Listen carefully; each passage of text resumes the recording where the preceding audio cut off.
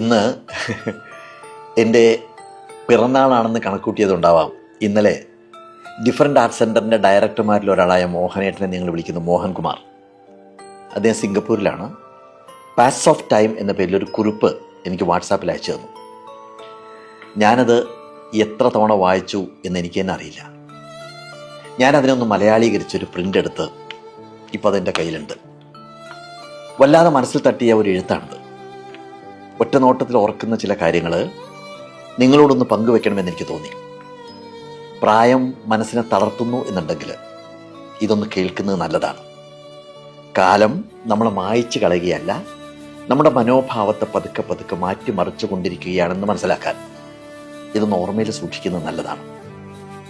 സാധാരണ നമ്മുടെ മക്കളും കൊച്ചുമക്കളും ഒക്കെ മാതാപിതാക്കളുടെ വയസ്സ് കണക്ക് കൂട്ടി ഓർമ്മിപ്പിച്ച് തുടങ്ങുന്നത് ഷഷ്ടിപൂർത്തി മുതലാണ്, അല്ലെ? 60 വയസ്സാവുമ്പോൾ. പിന്നെ സപ്തതി, അശീതി, നവതി, ആ ഓർമ്മപ്പെടുത്തൽ അങ്ങനെ തുറന്നുകൊണ്ടേയിരിക്കും. നിങ്ങൾക്ക് ഈ ഭൂമി വിട്ടുപോകാൻ ഇനി അധിക ദൂരമില്ല എന്നതിൻ്റെ ഓർമ്മിപ്പിക്കലാണത്. ഇനി ഞാൻ ഈ എഴുത്തിലേക്ക് വരാം. ഞാൻ ചില പോയിന്റ്സ് കുറിച്ച് വെച്ചിട്ടുണ്ട്. 60 വയസ്സ്, 60 ആവുമ്പോൾ ഒരാൾ അകൽച്ചയുടെ സൂക്ഷ്മത പതുക്കെ പതുക്കെ അനുഭവിച്ചു തുടങ്ങും. ഒരിക്കൽ അയാളുടെ ആശയങ്ങൾ കൊണ്ട് സജീവമായിരുന്ന മുറി, അയാളുടെ വീട് ഇപ്പോൾ അയാളുടെ അഭിപ്രായം ചോദിക്കേണ്ടാത്ത ഇടങ്ങളായിട്ട് തോന്നും. ഇതിനകത്ത് വിഷമിക്കാനൊന്നുമില്ല. അത് ജീവിതത്തിൻ്റെ ഒരു താളമാണ്. നമ്മുടെ സംഭാവനകൾ ഇത്രയും കാലം ആരുടെയൊക്കെയോ ഹൃദയങ്ങളിലും മനസ്സുകളിലും നാം പതിച്ചിട്ടതിൻ്റെ ബാക്കി പത്രമാണ് എന്ന് തിരിച്ചറിയേണ്ട കാലത്തിലേക്ക് നമ്മൾ കടന്നു എന്നർത്ഥം. അത്രയേ ഉള്ളൂ, അത്രയേ അതിന് കാണാവൂ. ഇനി 70 വയസ്സാണ്. 70 ആകുമ്പോഴേക്കും സമൂഹം തന്നെ മറന്നു പോകുന്നുണ്ടോ എന്ന് തോന്നി തുടങ്ങും. പുതിയ തലമുറ നമ്മൾ എന്തായിരുന്നു എന്നൊന്നും അംഗീകരിക്കാത്തൊരു കാലത്തിലേക്ക് കിടക്കുകയാണ്. അത് പരാജയമൊന്നുമല്ല, അതിനൊരു തരം മോചനമായിട്ട്, ഒരു തരം സ്വാതന്ത്ര്യമായിട്ട് കാണാൻ പഠിക്കുന്നിടത്താണ് നമുക്ക് മനസ്സമാധാനം കിട്ടുക. നമ്മുടെ ഉള്ളിലേക്ക് തന്നെ നോക്കാനും അഹംഭാവമൊക്കെ മാറ്റിവെച്ച് ഒരു തരം ശാന്തതയിലേക്ക് മാറി തുടങ്ങാനുള്ള സമയമാണത്. അതിനെ ഒരു തരം അനുഗ്രഹമായിട്ട് കാണാൻ കഴിഞ്ഞാൽ നമുക്ക് രക്ഷപ്പെടാം.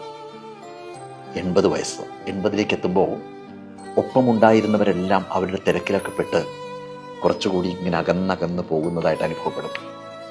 മുഖവരുകളൊന്നും വേണ്ടാത്ത, അധികാരങ്ങളൊന്നും ഇല്ലാത്തൊരു കാലമാണിത്. പക്ഷേ അത് ചില തിരിച്ചറിവുകൾ നേടുന്ന കാലം കൂടിയാണെന്ന് തിരിച്ചറിയാൻ പറ്റണം. എവിടെയൊക്കെയാണ് യഥാർത്ഥ സ്നേഹം എന്ന് നമ്മൾ മനസ്സിലാക്കുന്നു.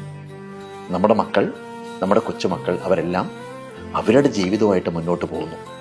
പലരും തിരക്കിട്ട് ഓടുകയാണ്. നമുക്കെങ്ങോട്ടും പോകാനൊന്നുമില്ല. സ്നേഹത്തിലെ കപടതകളെല്ലാം മനസ്സിലായി തുടങ്ങുന്നൊരു കാലം. ഇനി 90ലേക്ക് എത്തി എന്നുണ്ടെങ്കിൽ അത്രയും കാലം വിയർപ്പ്, കണ്ണുനീര്, ചിരി, ഓർമ്മകൾ എന്നിവ ഉപയോഗിച്ച് നമ്മൾ എഴുതിയ അവസാനത്തെ അധ്യായത്തിൻ്റെ അരികിലെത്തി നിൽക്കുമ്പോൾ ഇത്രയൊക്കെയാണ് ജീവിതം എന്ന് അവസാനമായിട്ട് നമ്മൾ തിരിച്ചറിയും. ഒന്നുകൂടി ഈ ഭൂമിയിൽ ജനിക്കാനായെങ്കിൽ എന്ന് അതിയായിട്ട് നമ്മൾ ആഗ്രഹിക്കാൻ തുടങ്ങും. ഇങ്ങനെയൊന്നും ആയിരുന്നില്ല ജീവിക്കേണ്ടിയിരുന്നത് എന്നും, വെറുതെ നമ്മൾ നഷ്ടപ്പെടുത്തിയ സമയമെല്ലാം ഒന്നുകൂടി തിരിച്ചു കിട്ടിയിരുന്നെങ്കിൽ കുറേ കൂടി ഉജ്ജ്വലമായിട്ട് ജീവിക്കാമായിരുന്നു എന്നും മനസ്സിങ്ങനെ ആവർത്തിച്ച് പറഞ്ഞുകൊണ്ടേയിരിക്കും. പക്ഷെ നടക്കില്ല. അതുകൊണ്ട് ഇപ്പോൾ ഇവിടെ ശ്വാസമുള്ളിടത്തോളം, ഊർജമുള്ളിടത്തോളം, ഹൃദയം മിടിക്കുന്നിടത്തോളം തീവ്രമായിട്ട് ജീവിക്കുക. ഓരോ കൂടിക്കാഴ്ചകളെയും സ്നേഹിക്കുക, ഉറക്കെ ചിരിക്കുക. ജീവിതത്തിലെ ചെറുതും വലുതുമായ, അല്ലെങ്കിൽ ലളിതവും സങ്കീർണവുമായിട്ടുള്ള സന്തോഷങ്ങൾ ആസ്വദിക്കുക. ഒരു പൂന്തോട്ടത്തിലെ ചെടികളെ പരിപാലിക്കുന്നത് പോലെ പരമാവധി സൗഹൃദങ്ങൾ ഇങ്ങനെ വളർത്തിയെടുക്കുക. കാരണം അവസാനം അവശേഷിക്കുന്നത് ഉണ്ടാക്കിയ പണമോ നേട്ടങ്ങളോ സ്ഥാനങ്ങളോ ഒന്നുമല്ല. ബാക്കി നിൽക്കുന്നത് ജീവിച്ചിരുന്നപ്പോൾ ഉണ്ടായിരുന്ന ബന്ധങ്ങളും അവരോടൊപ്പം നമ്മൾ പങ്കുവച്ച നിമിഷങ്ങളും അവർക്കായി നാം പരത്തിയ പ്രകാശവും മാത്രമായിരിക്കുമെന്നുള്ള കാര്യം ഓർക്കുക.